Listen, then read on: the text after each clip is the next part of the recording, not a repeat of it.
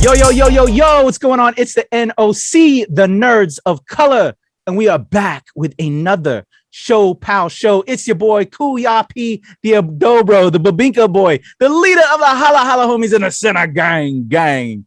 And today I have the amazing Ates, the Dinaguan Destroyers, the Sisig Supremes. What's up, ladies? How you doing? Kataphorric and Viva, Valentina.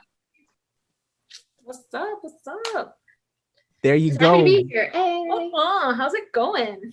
It's good. I'm so happy to see you guys. It's been a while. It seems like it's been a while since we did a show. I don't know how long it's been. I know we took a pause. Well, that's because we saw each other in person. Oh yeah, that's right. Yes. We did BlurredCon. Shout out to BlurredCon. All the love. You know, we did a ShoPowSho Intel panel that you masterfully put together, Kat, throwing that teacher hat on. We got to speak to some of the people and tell them, you know, why we did ShoPowSho. Thank you for your killing that, Kat. And yeah, to see you both in person after over a year because of this pandemic was so beautiful. The hugs were needed, and I love you both so much. Yeah, so okay, that's what's been going on. I've been in, you know me. I don't stay not doing anything. I'm always constant, busy, making things happen. So like things are a blur right now. So yeah, but I'm just trying to make dreams happen. That's what we're living life for, to make our goals and make people smile and entertain and educate and all of that. So today we have an amazing one. Let's bring her on because we're gonna have some fun today. Y'all know I have a little one. We watched Blue's Clues quite a bit, and then when the news came that Josh De La Cruz was gonna be our new Filipino representing in Blue's Clues, and we had a Lola come up in the picture, I was all about it. And so we had the amazing Carolyn Faye about to come on, but she's just more than the Lola on Blue's Clues. She's been in the game for a while. I was just reading her bio again to get familiar for this, but she's a dancer. She's an actor. She's been acting for a long time. She's a businesswoman. She's just been doing a lot of things. She used to be part of like she's a soul artist. She ran her own dance company. She's gonna tell her whole story. We're gonna dive into it, and I just can't wait because there's a lot to learn from people that have been doing it, and as long as she's been doing it, and so I'm just ready to digest that because I'm always ready to improve, and she's just so amazing. So I'm ready to learn from the Lola from Blue's Clues. Let's bring her up on the screen. Carolyn Faye's in the house. Air horns. Carolyn. Hi, everyone.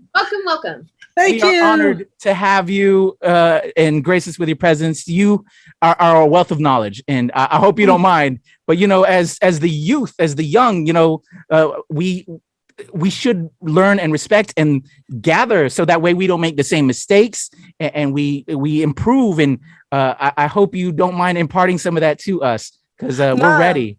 Not at all. But if I can correct you, Kuya P. Okay. I too, this old lady learns from you folks, you young'uns. I mean, times have changed. This is an exchange now. Yes. It's not, us older folks, we still have a way to go. We have learning to do. We have a huge baggage of history, especially my generation, baggage of history to just unpack, overturn, sweep, clean, and start all over again. Oh man, I absolutely love hearing you say that because I don't know, I'm not going to get into politics, but just with everything with the world as it is, and just how we as the youth are fighting for change, to hear you of the older generation wanting to have that exchange is so beautiful. And that's how we're going to make a difference, instead of a lot of us being like, oh, well, then I just can't wait for them to die out. No, that's not how it is. I don't want my elders to die. I love them. Certain people, I wish they would have a change of heart and change of mind. So to hear from you saying that is so beautiful. And I can't thank you enough for that. Thank you. But we do need it. Yes. Your generation and the ones coming after you, they're ready. They're wide open. They don't have to live the changes we went through. And the changes we went through, some of us have just refused to accept that times have to change. Resilience no more. Action forward, people. You know? Yes. It's this Filipino thing of being resilient all the time. It's enough. Take a step ahead. Yes. Yeah. I love it. All right. So, Carolyn, welcome, welcome, welcome. I'm so honored to have you with us. I'm going to toss it over to Viva Valentina with our first question out the gate, as we do. Go ahead, Tina. So we always like to start things off. We want to know, where are you from? But like, where are you really from? But like, where are your parents from? Okay. I was born in Quezon City. Oh, my mom was born in Quezon City. Life happened to me that I don't know where my heritage is from. I was separated. I stayed with my mom, but separated from my father. So I think it's Pangasinan. Mm-hmm. I think. As a matter of fact, I'm still researching it because there's been a family reunion about 15, 20 years ago. Now, it might seem a long time, but if you've been separated from a big chunk of your family for, since your birth to, I know I was 30, Mm-hmm. and when I discovered my actually 40. Hang on, I'm 60 now. Oh my God. Yeah. Still everything. Yeah. Time goes. Yeah. So that big chunk of nothingness of who I am, I'm just discovering. So yeah. All my paternal side, and even from my paternal side's point of view of my maternal side, because the separation between my mom and dad was not an easy one. Proof being, we ended up in Canada, and they stayed in the Philippines. So it's complete culture shock, complete language shock, everything. What led to you guys immigrating to Canada? Mom met someone else. Hey. Nice man. We ended up first in New Hampshire. Mm-hmm. Oh my gosh. Yeah. Coming to New Hampshire in the 70s, where we were the only people of color in small town USA. Oh, wow. That was major. Yeah. About how old were you then? 7 or 8. Yeah. Wow. Yeah. Those were the times when, what is diversity? Mm. When what is soya sauce? Wow. What's toyo? People didn't even know what that was then. So, that was a culture shock. We stayed about a year or so in New Hampshire, and we ended up in Montreal. And that's where I had my education, grew up. So we learned French. I say we because I have a brother. So older or younger? Younger. I'm the oldest. So okay. I have a younger brother, 1 year younger. And my stepfather and mother had a daughter 15 years younger than me. Oh, wow. So, yeah. So we're 3 kids. Awesome. Yeah. So what would they tell us about a young Carolyn? What were you into, up in, living in New Hampshire, 7 years old, and then when you moved over to Canada? Living in New Hampshire, 7 years old was wonderful, not wonderful, just wonderful. Everything was new. I never knew I had an accent until someone said, "You have an accent, and why is your hair so dark?" And why this? But then again, I had good friends who just embraced us and wanted to know about us, and the curiosity of seeing the world through my eyes was there. By the way, those friends are now world travelers, whereas the ones who pointed this out and this out, they're still small town USA. Yep. Stuck. So it was wonderful on both sides of the coin, which did a mind game on me. Who am I? Because the majority was pointing at me. I ended up not liking myself. I ended up negating my own culture at 7 or 8. The only culture I had or that I could remember was the dances, the music, and this poem called Ito ay si Palaka. This is frog, which I still, for some reason, I hang on to today. Then we moved to Canada, Montreal.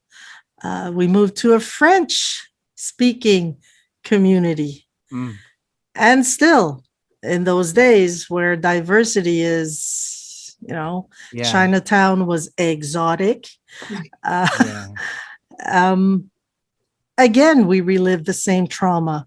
So trauma upon trauma, but there was always these friends that would embrace us, but still, it wasn't enough because your whole being is negated. So I'd be probably 8 or 9 when we moved to Canada. Still young, still fresh, still open. But when you're open and all that's being shoved into your being is you are different, you are not us.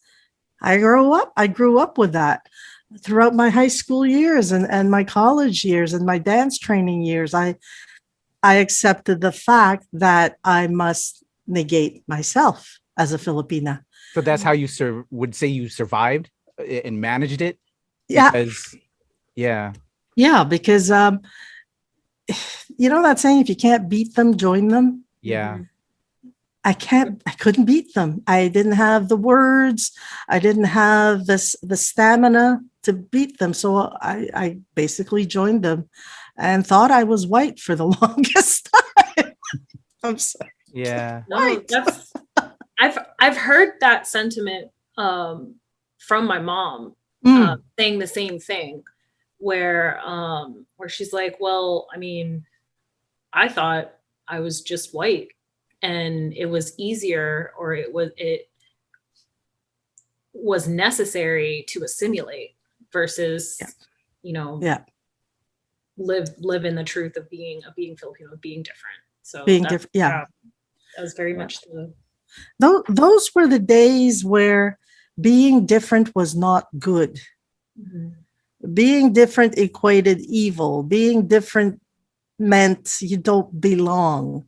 Being different meant you have no opportunities, no chances. So you might as well be resilient and accept what is handed to you. Thank goodness there's this at the time little ball of character in me that said no. I will accept, I will be resilient, but one day I will find the words, I will find the actions, I will find a way to take that step forward. I call myself a late bloomer because it only happened in my 40s.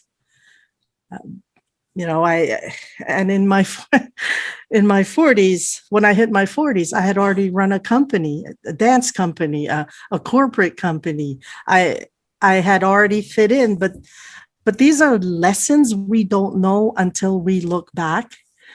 It was like a schooling for me to say, this is how the system works. So for all those years, I kowtowed, I obeyed. But then when I hit 40, something in me woke up and said, okay, now you know. Now you have the words. Now you have the actions. Now take the step forward. And at the time, I had my high-tech recruitment company. And that's when I started putting people of color in high-tech companies. Hey, I love that. Yeah. Were you able to, going back, again, in the youth, and this was all occurring, Yeah. Were you able to talk to your parents about what you were experiencing, or any friends? And because, so I'll use just for example, like for myself, I felt in some ways I could, but in other ways I couldn't. So that's what drove me to the arts, and so Right. and that's what's gonna be the next proponent of my question, outside of you finding somebody to talk to, is finding ways to escape what you're experiencing. And so for me, I dove into comic books and writing and drawing, and that's kind of was like the burgeoning of my arts career. Right. So that question to you, were you able to find somebody to talk to, whether it be family or friends, and what other avenues did you get into to just kind of escape the bullyingness and just the treatment? Through my high school years, I did have a best friend, Italian girl, but with darker skin. So I don't know. I was attracted to her. She was attracted to me. We became strong friends. We shared secrets and everything until something happened. I cannot explain it. Her Italian heritage, her Italian family is very strong. The Italian community, she was very active in.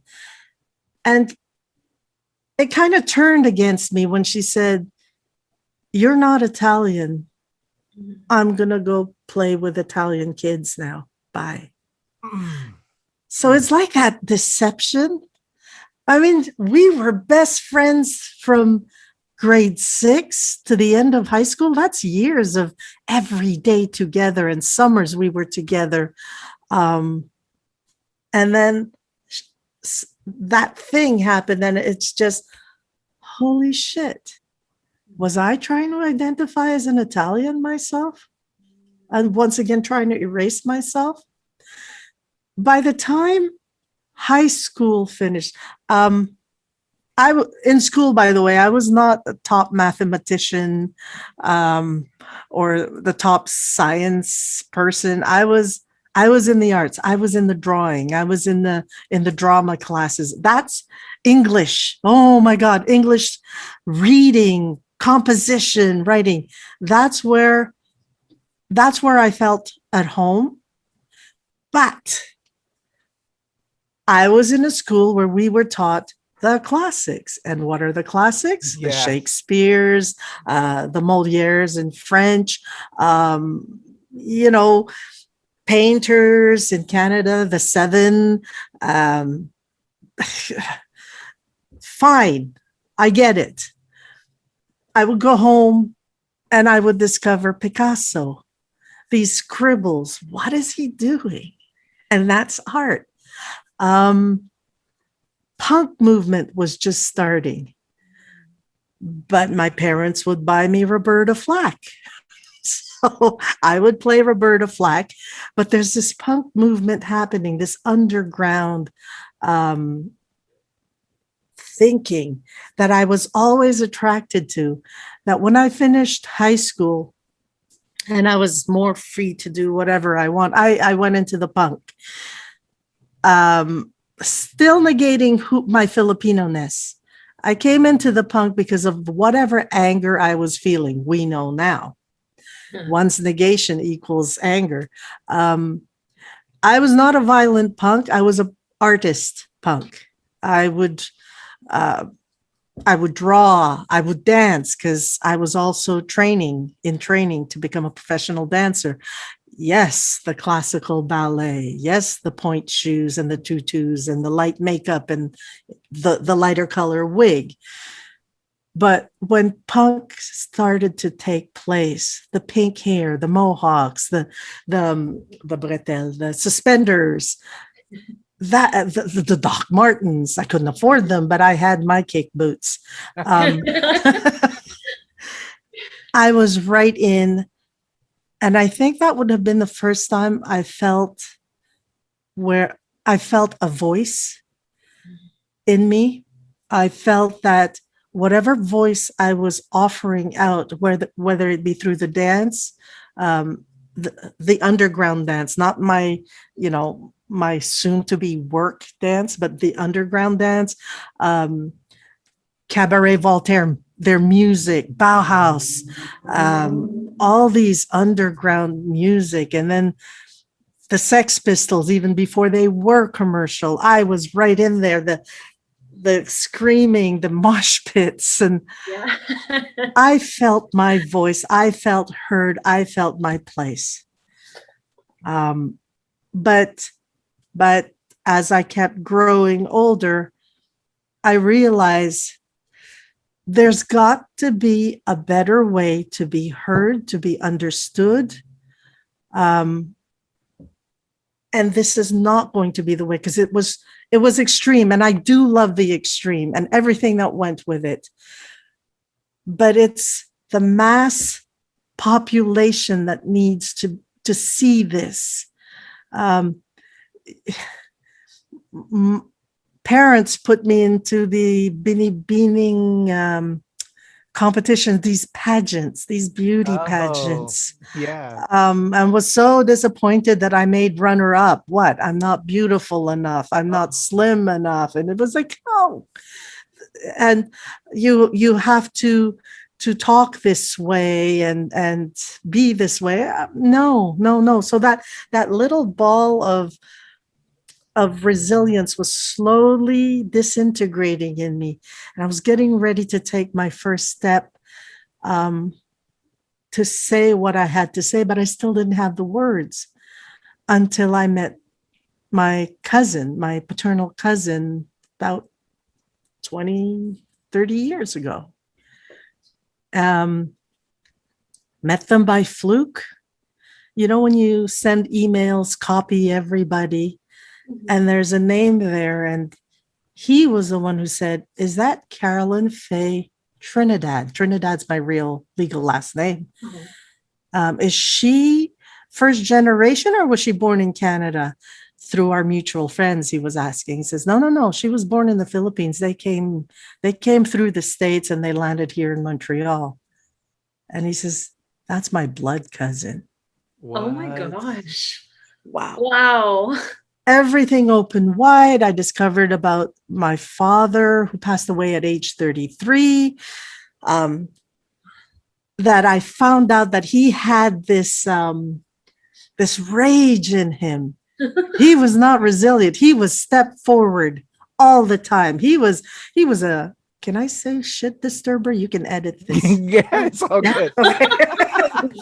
I'm former military, so yeah. Okay. It happens all the time. Okay. He was a shit disturber by nature. And that's when I clicked. There's where that nugget came from.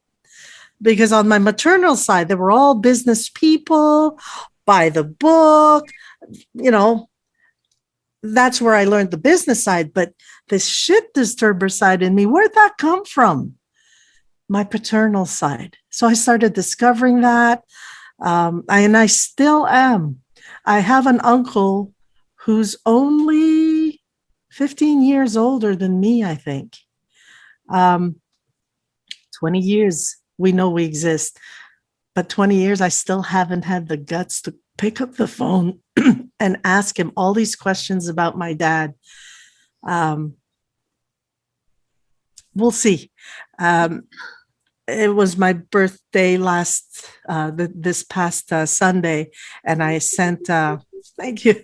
I sent a message to my tito, and I said, you know, I've been meaning to call you to ask you about my father.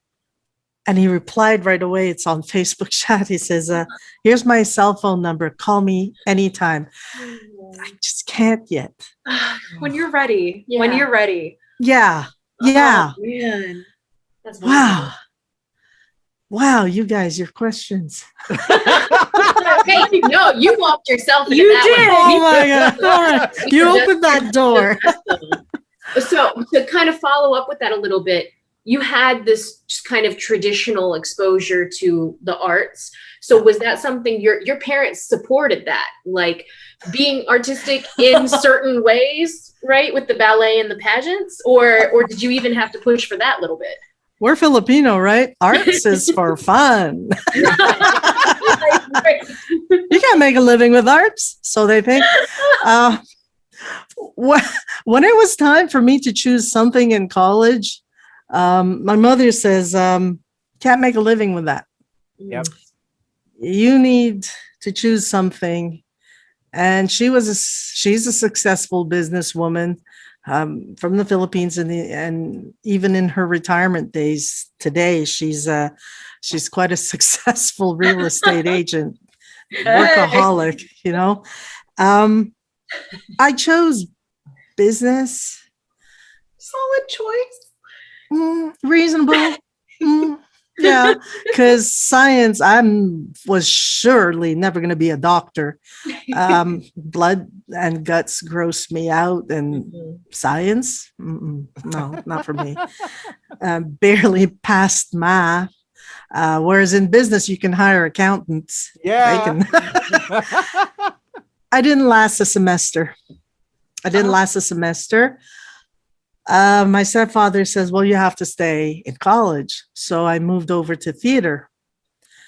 Didn't last a semester because the dance company that I had been training in had offered me a job. Oh, wow. So technically, I'm a college dropout. I toured Europe as a ballerina. Wow. Yeah, not so glamorous. I was going to say, No. I mean, that sounds cool. Yeah, That's it cool. sounds really cool. But what is it like? You know, you hear these. There's these I would stereotypes of the ballerina of the ballet, where you know you have to have the right physique, you have to look the part. Yeah. What was that like for you? Hard, because I'm 5'2", so I was never gonna be prima. Even the corps de ballet, the background dancers, which I was part of, I was with the shorties, and my physical shape, I'm not a long, sinewy, my body, I'm short and square. I'm a block. And one of my mentors, Michel, he used to say, you are meant to be a contemporary dancer, because whenever you dance the classic, there's a fire, anger burning in you that you dégage, that you, I'm sorry, the French, that you give out, that you emit, that the classics is not enough for you. You need to go into contemporary. Oh, wow. Someone saw that. So I moved into contemporary, and all of a sudden, aggressive movements, throwing myself on the floor, rolling around, just movements that were, you can see that the body had training, serious dance training, but the movements were different at the time, for the time. And then the business thing in me, I guess, osmosis from the maternal side kicked in. I had my own dance company, women and men of color joining in, because don't forget, it was the classics. It was all brown, blonde, blue, light brown eyes. Now, no holds barred. Out the aggressive came, out the rage, out, just out. Still no words, because it's a dancer. Life moves on. You know, I can't dance all the time. And oh, by the way, I was making a living. This artist was able to pay her rent, was able to buy her own car, feed herself. So yeah, right? Yeah. Okay, we Just move for fun, Mom. just for fun. So we move on ahead in life, and my body can't take it anymore. I go into corporate business. I'm not a good employee because of my past. I'm not a follower. That's when I realized I am not a follower. People will not necessarily like me. And do I give a dropping F? No. That's that Leo though. That's that Leo That's energy. it's Leo. It's Leo. But today, I also would like to add, it's not only Leo, it's the mandirigma in the woman, the warrior woman that we are. That's what's today. I can say that. So, step back. I knew I was never going to be a good employee. I kind of liked headhunting. Headhunters, Filipinos. Okay. Like, isn't destiny clear? Looking back, I'm liking the job, meeting people, getting to know who they are, asking questions, me asking them how they survive. You lose your job. What do you do aside from calling a headhunter for the next job or applying for a whole bunch of jobs? What do you do? And I'm learning this and it's slowly clicking into my head. Okay, there is a system somewhere. There is a pattern. There are patterns in this world, in this life. I'm not trying to be spiritual here, but there are things that happen. And then it clicked. Yeah, this is my company. It was quite successful. But my heart wasn't in it anymore. My sister, the one that's 15 years younger than me, she was beautiful, not because she's my blood. Okay, she was beautiful, like beautiful enough to be a model, big time model. She was auditioning for this theatrical piece, a play, and she called me. She says, they are looking for a mother figure. They can't find a mother figure for this play. And I want to do this play. So can you just do the audition so I can sign my contract? And she's calling me in my office. I'm just like, I'm out of it. I'm no longer a dancer. I'm never going to step on stage anymore. This is, corporate life is for me. Do this for me. Yeah. Just please, ate, do this for me. F-bomb. Okay. I drop whatever I'm doing. I go into the audition. I don't know the lines. They give me the sheet of paper and you're going to be a mother and this is what's going to happen. So I do it. They offer me the job on the spot. And this is a legit professional theater. And I'm proud to call out the name, Tisri Dunia Theater in Montreal. They're still in existence. So my sister, I did this for my sister because she wanted that role. She gets a job in Milan, drops the project. Oh my gosh. That is such a younger sister thing to do. My younger sister is 7 years younger than me, and she would absolutely do that to me in a heartbeat. Right. I gotta. What a bait and switch. What? Oh my goodness. So she's out there modeling, blah, blah, blah, and I'm here.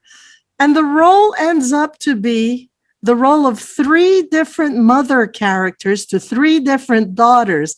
I haven't been on stage for I don't know how long anymore.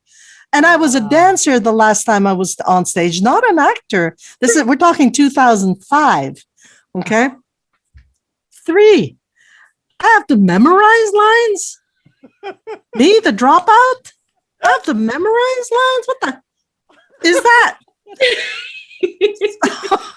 Oh, I love this. I love this so much. I memorize the lines. I go through it. I end up with an agent and we roll on to today. Wow. Today, me finding. And how did that all work out for you? Well, here we are. And, going parallel, 2005 was like a turning point for me.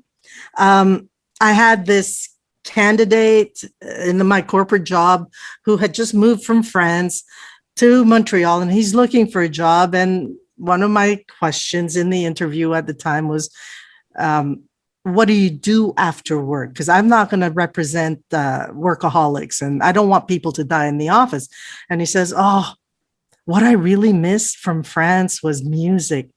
I play guitar and this and that, and I don't know anybody. And I just blurted out, well, why don't we try? There goes the music. The music from a dancer who didn't say anything, and the music starts. And at the same time, I had been dating this man. He proposes. So I have a play. I'm doing music, and I'm preparing my wedding. 2005. What a year. What a year. What a year. They say things change fast. Very fast. Very, very fast. My husband was in the IT world. He had a really great career, but his passion is in the arts, photography. It came a point in our lives somewhere shortly after we officially got married that he dropped the computer world and picked up his camera. So he's taking pictures. He gets the odd contract now and then. He does websites for fun. He's the one that updates my website. Most of my headshots, except for the most recent one, because of a specific reason, most of my headshots and album covers, all my album covers is my husband's work. Yeah. That's awesome. So here we are. I love it. I love it. Oh my gosh, these are so precious stories. I love this. So let's take a pause for a moment. Let's get a life lesson. We've had so much greatness of these stories. I like to find like little moments where we can find a life lesson. So, you have this miraculous year where all this happens. What would you say to somebody that, you were trying to find your voice, you didn't find your voice, that all this happens, and you do just take that decision to help your sister, even though she leaves you? What is a lesson that we can pull from that to somebody watching, and with everything you're going through? What are some lessons that you've learned up until that point that made you make that decision and would be beneficial, you think, to somebody watching this right now and learning from your story? What would you want them to take away? To that point, let's say 2005, right? If you're looking for yourself, relax. It's in there. It will come out on its own time. There are things we have to learn, things we have to do, some pleasant, some not so pleasant. It's in you. You know it deep inside what it is, and you might not be able to say, you might not have the words to say it. Trust your instincts. It's in you. Up until 2005, I think that's the lesson that I was learning. Life was giving me these situations, I guess I can call them opportunities, no matter how hurtful some may have been. They were opportunities to see, okay, this is a phase. This is the resilience phase. How strong is this bamboo? How much bend is there in this bamboo? And that's the phase of resilience. After that, you need to take a step forward, because bamboos can bend, but they can't move forward. They will always be there. You got to do something about it. The bamboos are there way in the past, and you can always grab one if you need it. That experience that you learned back then, what did you do? You can always grab onto it, but take that bamboo, unplant it. Gosh, I'm holding it like a spear. Rightfully so. Rightfully so. Hold it tight and move it forward. I think that's a lesson until then. I love that. Beautiful. Yeah. And I have to ask you a slightly personal one because I've brought it up a lot. Okay. The Ates know I have a daughter who is a dancer. She's with the Washington Ballet. She's also with the ABT, American Ballet Theater, and she recently did a summer program with Debbie Allen Dance Academy. She wants to be a dancer, Yes. but like you, she's short and you know, she's, you know, not long and sinewy like you said. So, you know, she's very traditional Filipino body. And we want her to, she has big dreams for dance and ballet, and we're going to be completely supportive of it. But, you know, realistically, and I'm a former dancer myself as well, but there's those limitations that we know as Filipinos in dance. And we want her to just, you know, we're not going to crush her dreams, but we're also trying to get her to like learn other disciplines. Right. So that's why like with Debbie Allen Dance Academy this past summer, we had her do that. Any suggestions or anything that you, if you were a dancer, you know, at that time that you wish you could have heard, or just suggestions that you would say to a dance parent like myself, that you think that they should know or do for the future, you know, because again, there's the realism, like she wants to be a professional dancer. She wants to tour like you've done, but you know, there's also reality in certain aspects. And so I'm just curious what kind of a lesson or something or suggestion you may have for myself and my wife as a parent of a young dancer. How old is she, if I may? 13. 13. Okay, she's about to break through as a dancer. She has her classics done. She has her technique done. She's got it, right? Yeah. Tell her, now's the time to break the technique. Change the face of dance. Change it. It's in her feet, in her hands, in her soul, in her moves. It's in her. This is what my mentor told me when he said, yeah, good ballerina, good technique. Yeah, you're in the short corps ballet, but that fire in you, there's more to you than just looking like the rest. There is no limitation, especially today. Your daughter is in the right place at the right time to break through. Change it. You know, take a classical ballet, Swan Lake, change the instrumentation to kulintang, to Filipino indigenous instruments. Change the tutu to a malong. Change it. Okay. But if she wants to do Swan Lake, she can do it Filipino style all the way. Okay. It's hers to own now. Got you. Okay. There's no limits. Yeah. Okay. So just helping her with the expression aspect of it and really finding her own personal voice outside of this taught voice. Yeah. You know, the schooling is good. Yeah. The schooling is good because we need to know where we stand so we can break it.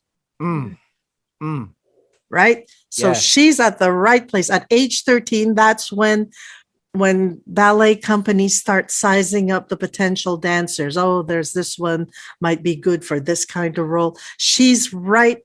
She's in the right time, man. She's right there.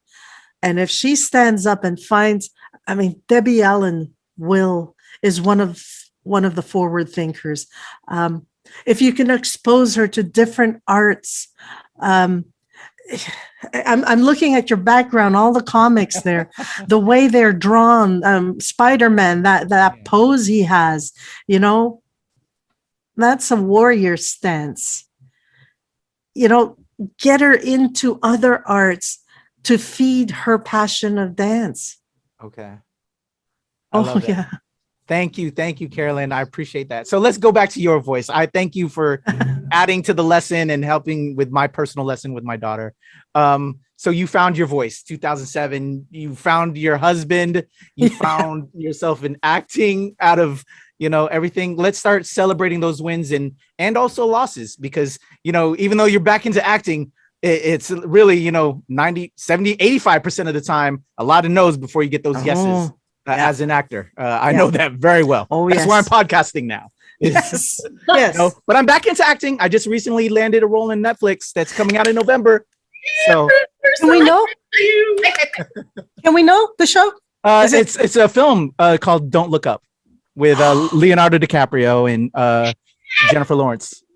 Wow. Yeah. So thank you, thank Yes. you. So let's celebrate your wins and losses. What now? You're getting back into the craft. You're finding your voice in this. Can you take us along a little bit of that journey and how that was? Did you? A lot of stuff has moved. Film has moved to Montreal, Toronto. Yeah. Canada is the new Hollywood in a lot of different ways. Right. Has that been helpful for this transition? Montreal, Quebec is one thing. That's where I grew up. I just recently moved to Toronto. I moved over the holidays. So I'm only been a couple of months here in Toronto, but still, so I can only refer to my life in Montreal. Don't forget, it's French over there. Yeah. It's a different culture. The Quebec French has a battle to keep their culture alive, which means that any other culture might and is pushed aside. If you're not Quebecer, I speak the language. I speak the language without an accent. And not because I'm an actor, but I can easily have the regional accent wherever I am. But I'm still different. So finding French roles, I did some, a bit stereotypical because I am Filipino, therefore roles as a nurse, roles as a nanny, house cleaner, those kinds of roles. Theater, I was blessed with quite a few projects, but don't forget I'm a dropout, so I don't have the network. I didn't have the network of, when you graduate from school, you have everybody, and usually companies would go directly to the school to look for talent. I was always on the fringes of things, which another lesson learned, that I will never probably be in the middle of things. I have to negotiate my way from the fringes. Working, I was making a living. I had stopped, I'd slowly stopped the corporate life. But I was making a living, doing roles, traveling now and then to Toronto at the time to do the odd TV shoot or movie shoot. I think something happened, and I forgot when it was, when Darren Aronofsky shot the movie Mother in Montreal. There was a cattle call.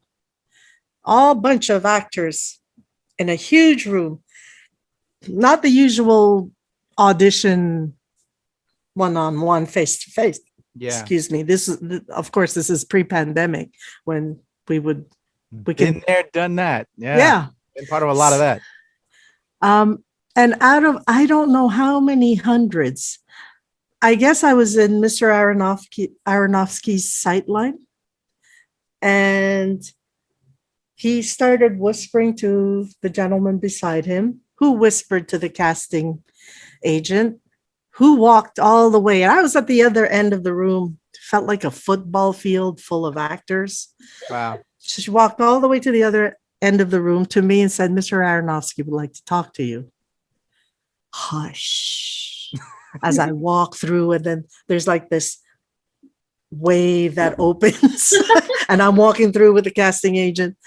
Mr. Aronofsky says, very pleasant, your name and what's your heritage? Where are you from? Yeah. Where are you from? Born in the Philippines. Oh, my DOP is born in the Philippines. And my mind went ka-ching. I think I got this. Oh man. Fate, maybe. Yeah. So thank you. Have a good day. I'm out.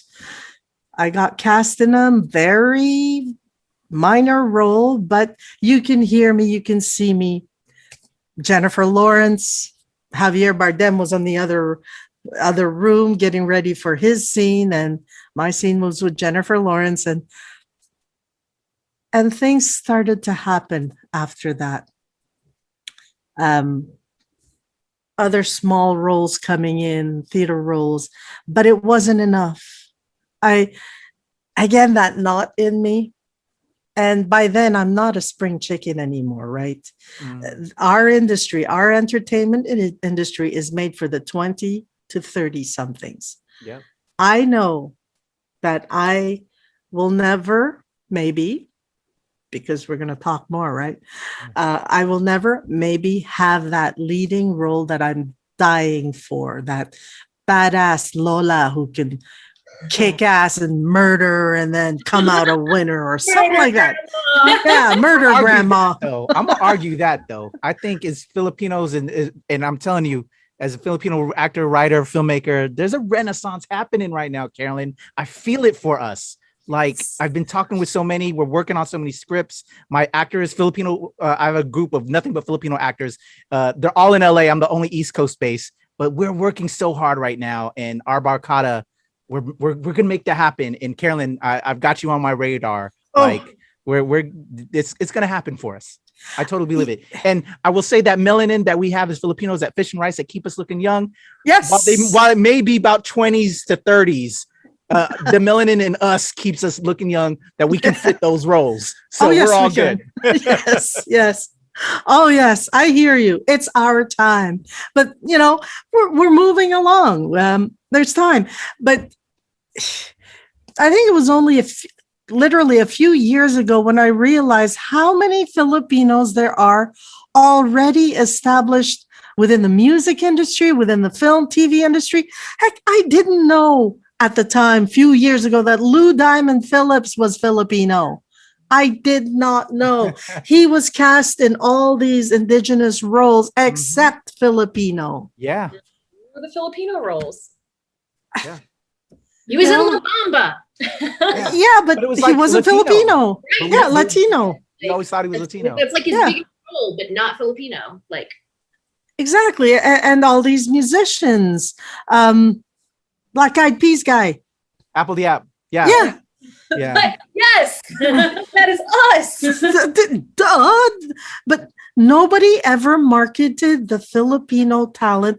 We were always behind this white or black curtain. Yeah. They wouldn't claim it, which is sad. No. I think in a lot of different ways. And a lot of the mix singers out there would, like, the last thing that they say out of their mix would be the Filipino aspect of it. But so many were Filipino, and I'm happy that they are now owning that, but I really, really wish they would have said that a lot sooner and earlier on in the career, because it would have helped to know that we had that representation, and would have, I know for myself, it would have motivated me to know that, yes, that could be me, you know? Yeah, but I don't know. Well, status quo of the time that said, no, you're an actor and we will cast you as the indigenous character or the Mexican character, or, you know, it would have made such a difference. Oh yeah. And that's why, you know, moving to Toronto was necessary for me, because came a point where I started to realize I was on the train or plane or in the car more often towards Toronto to work than being on set back home in Montreal. That's why my husband and I decided, okay, it's time to make the move. You know, when Blue's Clues happened. Which is what I wanted to talk about next. Okay. So You know, we're on the same wavelength. That puts you on the map right there. you Okay. know? Oh, I And did. you know, us as Filipinos, we were like, what the hell? Yeah. Yeah. That's everybody's Lola. Like, Yeah. When I got the call to the audition, they said, oh, it's a kid's. Of course, they're not going to say the name yet of the show. It's for a kid's show. You need to learn this song.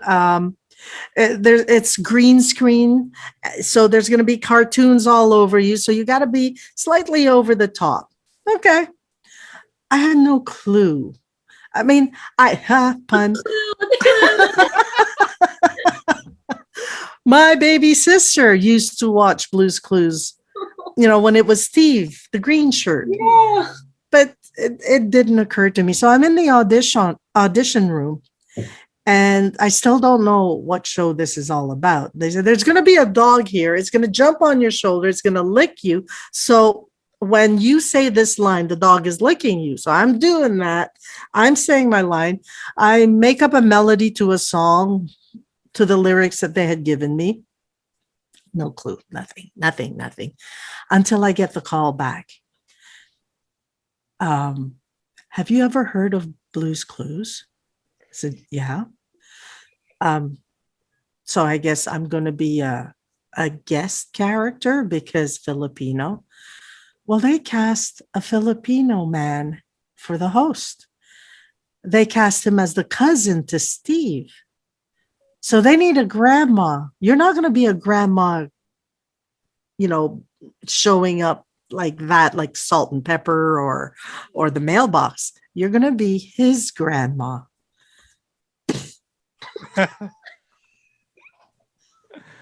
Oh my God. Okay.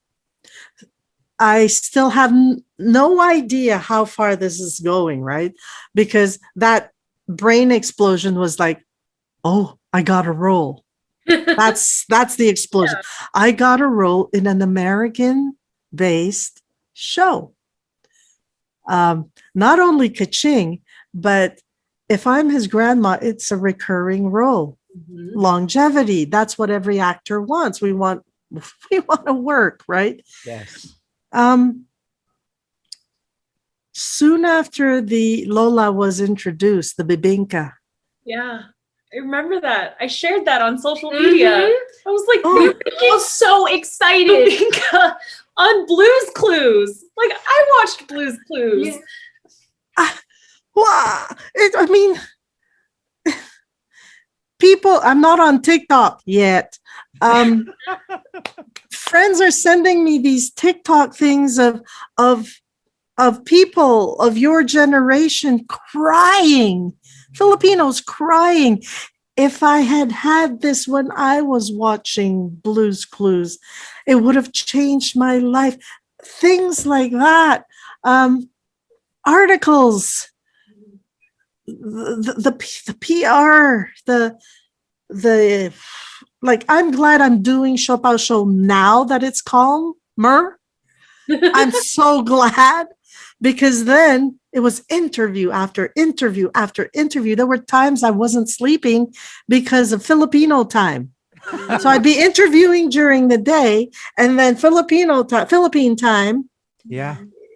I'd be interviewing at 2 a.m. because it's 2 or 3 p.m. over there, getting ready for their kids' show. It was like, oh, I had no idea how far it went. So much so that I had to change a lot of my social media. Yeah. Because of children. And now me realizing that not only from the Philippines, Filipinos are everywhere in the world. Everywhere in the world. And not just Filipino children. Children all over the world, because it plays in English and French and other languages. I have to be careful what to say. Yeah. So there was a lot of deletion on my social media. Rub it clean. So, yeah, the first month I kept it crystal clean. Taking out political posts, taking out this, taking out that, making me Lola. Like I was grabbing onto Lola and making sure that I would set a good example to the world of children of next generation and the parents, because the parents used to watch Blue's Clues too. So that was then. But moving ahead, I found myself losing myself. Lola is a character, yes. The Nickelodeon crew is an amazing crew where they say, you have to be yourself, Carolyn. You have points of views. we understand that, you know, you are choosing your words when you put things out there, but you have to be yourself, because Lola is just a character. These people who are following you, who happens to play one role of Lola here, another role of another grandma there, or whatever. So it sunk in, and I said, yeah, you're right. So that's where the voice starts happening. The words starts coming out. And it also helped that I did a play called Calpurnia about 3 or 4 years ago, where based on To Kill a Mockingbird, there was a maid called Calpurnia. But the writer, brilliant writer, Audrey Dwyer, she switched it around. She took a Black, well-to-do family and put a Filipino maid in there. Oh, so like there's so much to unpack. Plus, the Filipino maid, that me as an actor, I didn't have a lot of words to say. It was all quiet. Shh.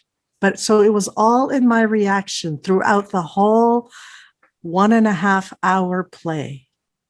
I didn't say much, but the impact of not saying much was so loud and explosive that, I mean, Toronto gave me an award for Best Supporting Actress in that play. And that helped me find my words and all that. And then Blue's Clues start happening, and Nickelodeon producers saying, Carolyn, you do have a voice. Don't hide it. Lola is just a character. So I don't put the F-bombs on Facebook anymore, or Twitter or whatever. When I am upset, I do share. There are other ways to share upsetness. And I voice out injustices towards Filipinos. I voice out to Filipinos about their injustices, their laziness, their resilience, hiding behind resilience, that crab mentality, because not going to hide it. My generation is it. That crab mentality is in my generation. And, you know, the chismis, the nice face in the myriads of gatherings, the formal dresses, and, you know, mine is better than yours. Sorry, honey, stop that. We're more than that. You know, we're more than the clubs that they create to feel themselves. We're more than the ghetto. We're not ghetto anymore. We are in society. We have integrated. But integration is not enough. We have to take that step forward. Thus, take away that curtain, that black or white curtain, and let brown show up front and center, please. Please. It's not easy. There are times when my husband says, oh, you're going to get in trouble. I don't care. I love it. I love it. He teases. He always says, I should get that t-shirt. Watch out. I have a Filipino wife. I may use her on you. He teases me with that. He says, I should get that t-shirt. I love it. This is so good stuff right here. I wanted weird transition, but because we didn't talk on it too much, but because it's very prevalent in who you are now as well and what you're doing. So from Blues Clues to blues singer, the music that you do, because to me, from reading your bio as well, that's just another big aspect of you. Yes. Beyond just acting is performing. You originally were in a Euro jazz cover band, and then you went into blues, and now you're rocking it. And it's funny, from Blues Clues to blues. So can you everything blue on that? Yeah, everything. I'm a blues singer, songwriter. When I perform, 99% of my show is my original material. You know, it's right there, carolynfay.bandcamp.com. It's also on my website, carolyn-fay.com. It's all there. Yeah, I respect the cover songs, but they're not mine, and I can't own them. I might give a little twist on the delivery, but I can't own them. My words are mine. So my last album is called Sugat Ko, My Wound. It's still commercially bluesy, but it's slightly off center. There is a progression with my albums, from the standard blues to the blues rock to the blues jazz. Sugat Ko is where I needed to have that Filipino voice. So the instrumentation is slightly different. The sounds are slightly different. I was blessed with musicians who understood where I wanted to take it. None of them are Filipino, but all of them are well-traveled. One of them lived in Palawan, working the scene as a musician.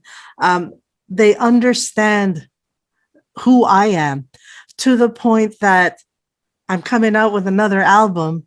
We're doing the mixes now.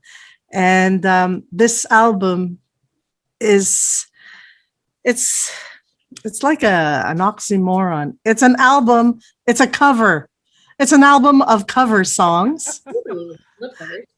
Me just saying after, like, but for me to own these cover songs, I teamed up with my cousin, Chris Trinidad, out in Vancouver, and a musician friend of his, Bo Rason, who was a teacher at University of Philippines, music teacher. And I approached them and I said, I have these cover songs, classic blues cover songs, but I don't want the standard bass, guitar, keyboards, drum. I want the kulintang. I want the tongatong. I want the indigenous Filipino instruments and sounds. And I said, sure. Oh, I wish I could give you a taste, but I can't yet. I can't wait. Well, when you can, we'd love to have you back to do that. Oh, yeah. I'll let you know when it's all good and ready. This next album is called Kapwa Tao, Fellowship of People. I chose these classic blues and jazz songs because it's not about us. It's about them understanding us. I'm not going to teach them. They're going to hear these songs. They're going to know these songs because everybody in the blues world knows these songs. But when they hear it, they're going to say, what's that? What's that instrument? What's that sound? They're going to start talking. I want them to ask those questions so I can answer them. And a lot of times, especially in the beginning with my former albums, I would get rude questions like, what's an Asian doing singing the blues? What right do you have to sing the blues? Honey, honey, honey, honey, honey. In the 1500s, the first Manila man landed in what is now called Louisiana through Mexico. 1500s, think about it. History, people. History. Slavery. The Black African slaves. 1500s. If you think about it, we were there picking cotton right beside our African friends. We were right there. Nobody spoke about it.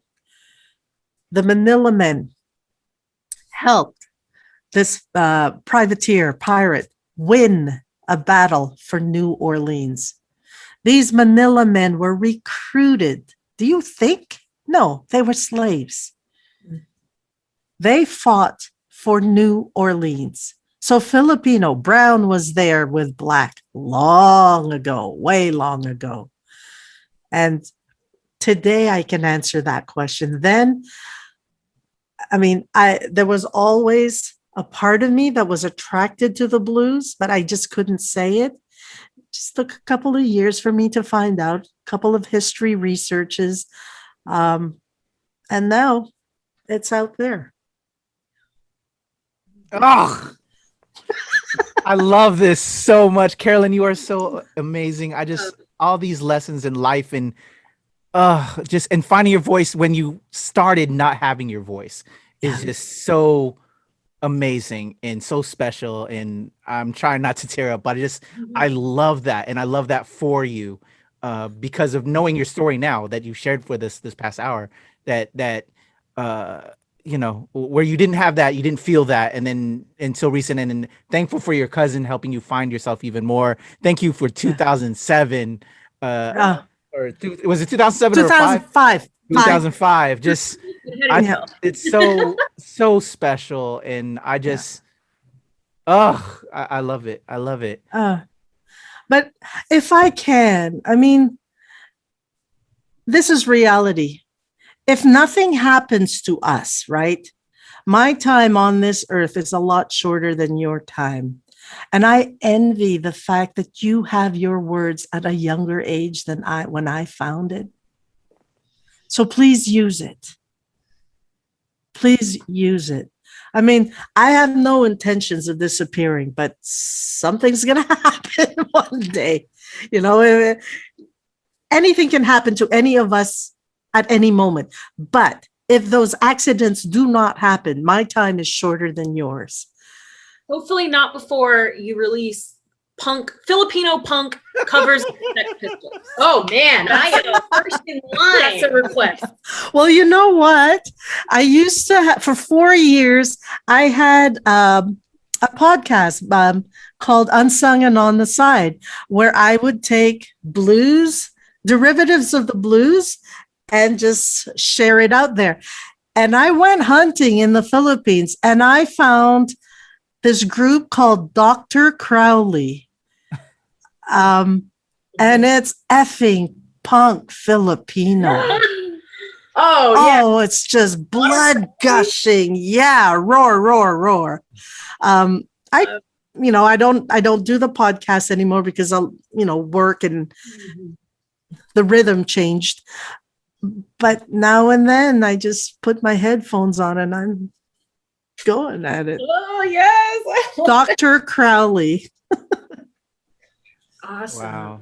Well, this has been amazing. Thank you so much. This has been wonderful. We have one last question we always like to end with.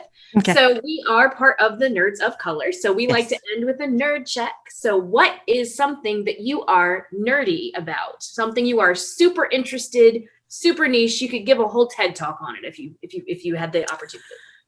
Oh, wow. That's a big question. I like to live in the now because my now is all I have. Again, stemming from the fact that, my time here is shorter. So whenever I'm in the now, and I'm going to show you something that's representative because I have about 300 of these. Like a ShoPowSho and tell. Oh my God. No, it's perfect. This is perfect.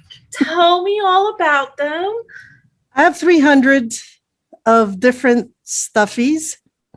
They're all soft. And that's a prerequisite. They have to be soft and cuddly because life is hard. And I'm choking up right now. Oh. Because never let go of that child in you.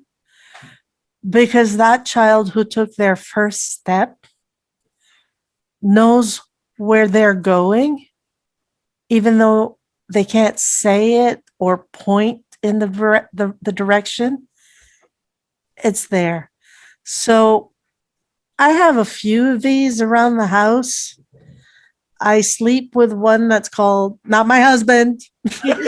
I sleep with my husband, yes, but I have one and his name is Cowball. It's literally a ball that I think is a cow, but my husband said it's a goat. But there's the extent of our arguments. Yeah. Never let go of the child in you, okay? Because that child, remember that first whatever step it is, whatever first pain, first laugh, if you can go back to that. And Kuya P, I'm looking at you because of your daughter. She's about to take another step in the dance world. She can effing radicalize what dance will look like in the next generation. She can do that. And to the ates, oh my God. I'm looking at you, except for the glare in the glasses. Yeah, But my glasses, sorry. there's that Filipino mandirigma in your look, that warrior look in your eyes. That matriarch blood is strong. Take it. Take it. So there's my. Oh my gosh. I'm gonna. Woo! We got to transition. We got to transition. Okay, We got to okay. get to another point. Carolyn, Faye, thank you for everything. Really, even though that is our last question, we like to tell, especially for our audio listeners, how they can reach out to you. Have everything in the description below. But for the people that are listening to us via audio, how can they follow you on the socials, your websites, all of that? If you Google the Carolyn Faye, CarolynFE, you'll find me. It's there. And my socials on I'm more active on Facebook, Twitter, Instagram. Yeah. But if you want to interact, I will reply, not necessarily right away. So go through Facebook. Yeah. Awesome. Carolyn, salamat po. Welcome to the Wala ka naman. ShoPowSho family. We love you. Thank We applaud you. We cheer for you. Yes, we gotta move. We gotta move because because I don't want to cry. Your words have touched me so much, and I can't thank you enough. And I love you for that, and I love your energy, and I can't wait to have you back again. Maraming salamat. Boom! There you go, Miss Carolyn Faye. I was so touched. As you saw quickly, I had to wrap it up and finish up with our recording elements that we do behind the scenes. So I'm just, I'm still speechless. I'm gonna toss it to you, Ates. What did you think and what did you learn from Miss Carolyn Faye?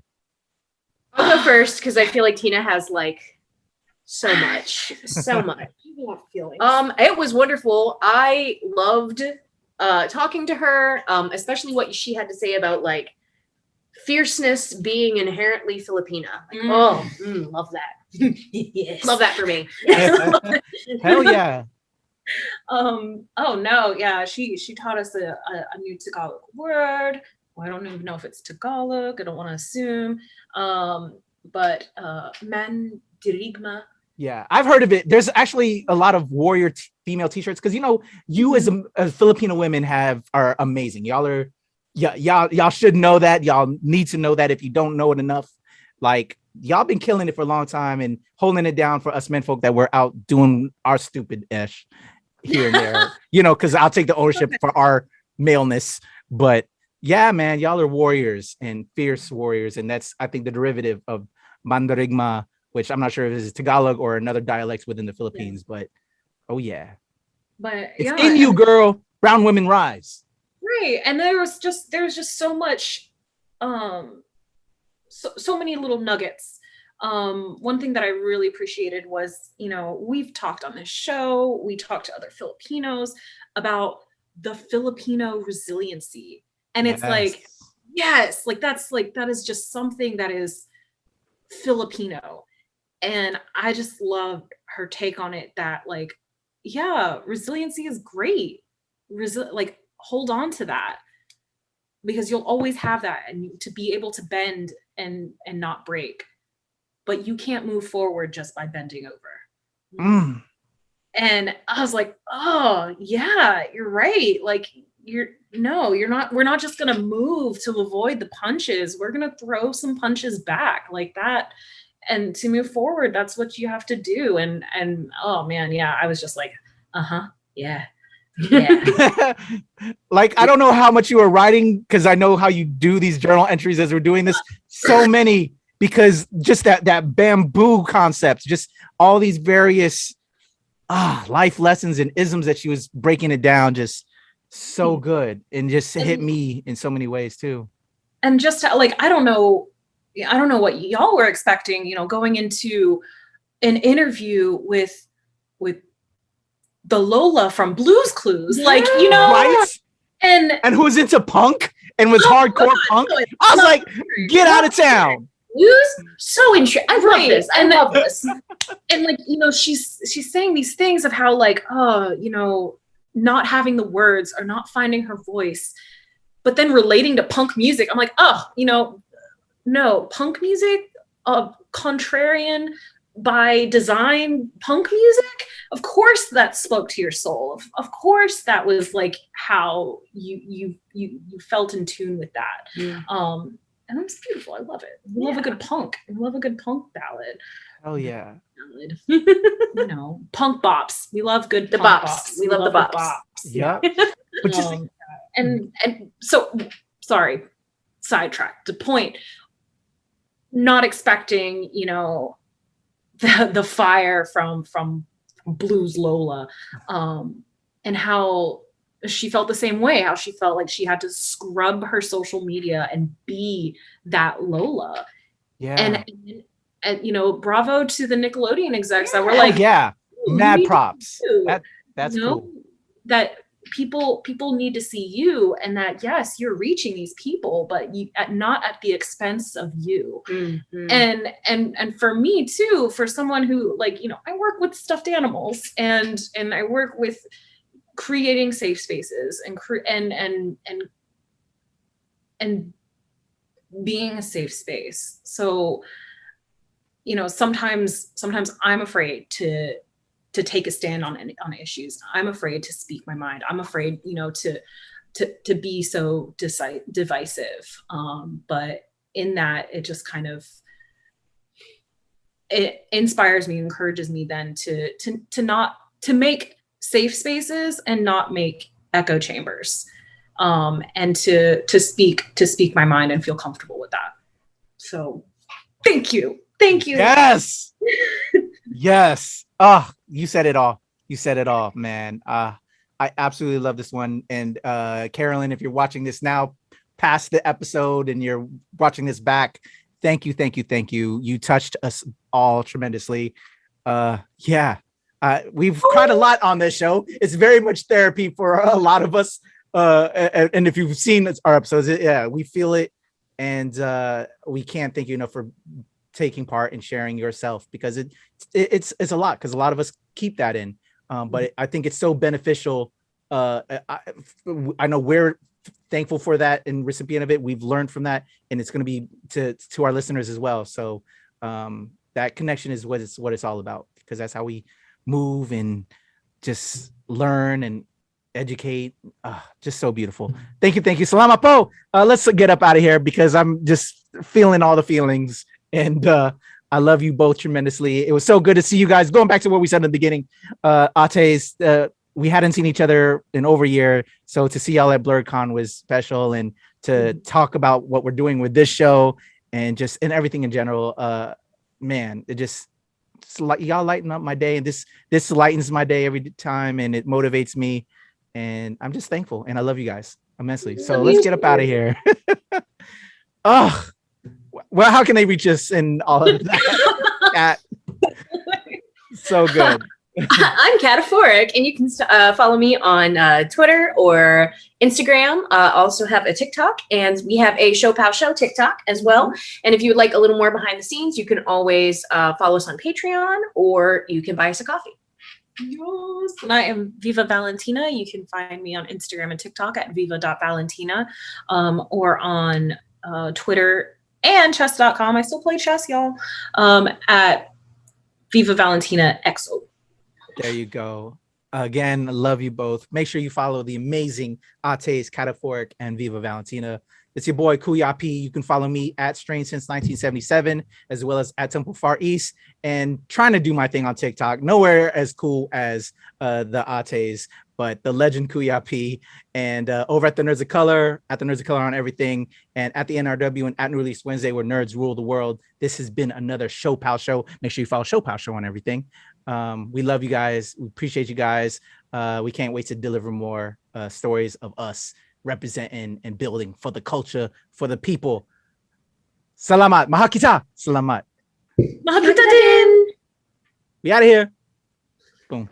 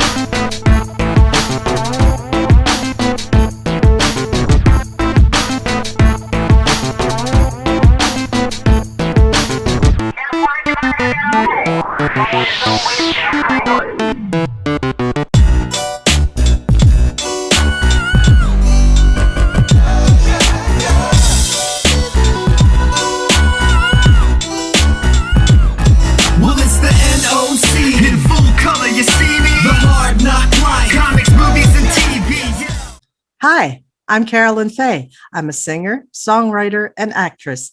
Check me out on the ShoPowSho. I'll knock your socks off. Hi, I'm Carolyn Faye. I'm an actress, singer, and songwriter. My Filipino heritage. It's from a long line of warriors, mandirigmas. That's my heritage that I would like to share with you, and hope that you find the mandirigma in you too.